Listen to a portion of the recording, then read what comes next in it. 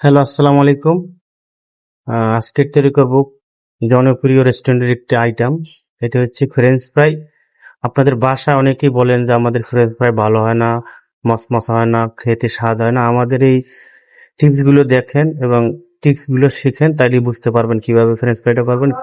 আমি French fry মেশিনে আলুগুলো ছিলে কেটে নিয়েছি এক এক করে। এখানে আমি একটি কড়াইতে পানি নিয়েছি পরিমাণ মতন। তারপরে আমি ভিনেগার দিলাম। তারপরে ধনিয়ার গুঁড়া, জিরার গুঁড়া দিয়েছি। তা এখন দিব হলুদ পাউডার পরিমাণ মতন, লবণ দিব। তারপরে আমি চিনি দিব পরিমাণ মতন। এখানে আমি 5 কেজি পানি নিয়েছি। 5 কেজি পানিতে যতটুকু চিনি লাগবে সেটা আপনাদের স্বাদ অনুযায়ী দিবেন। আর আমি ভিনেগার দিয়েছি টেস্ট অনুযায়ী। ভিনেগারটি দিলে টক লাগে। আমি লেবুর শোকলা দিয়েছি। লেবুর শোকলা একটা ফ্লেভার আছে, বা লেবুর রসও দিতে পারবেন আপনারা।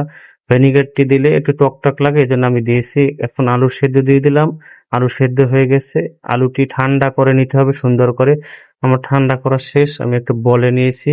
এখন আমি এটি শুধু ময়দা এবং অ্যারারুট দিয়ে মেখে নেবো ভালোভাবে। আপনারা সুন্দরভাবে পানি দিবেন। পানি দেওয়ার সাথে সাথে এই আলুর সাথে মেখে নিতে হবে ময়দা আর অ্যারারুট। গরম হিটের তেলের ভিতরে, ফ্রেশ তেলের ভিতরে আপনারা হাফ ফ্রাই করে নেবেন এক এক করে সুন্দর করে।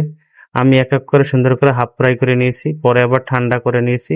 এটি অনেক দিন ফ্রিজে সংরক্ষণ করে খেতে পারবেন, পলিথিনের ভিতরে বা জিভে ভিতরে রাখতে পারবেন। পরে আমি একটি ডিপ ফ্রাইয়ের ভিতরে একটা পরিমাণ আমি ফ্রেঞ্চ ফ্রাই ফ্রাই করে নিয়েছি। আমার ফ্রাই করা শেষ।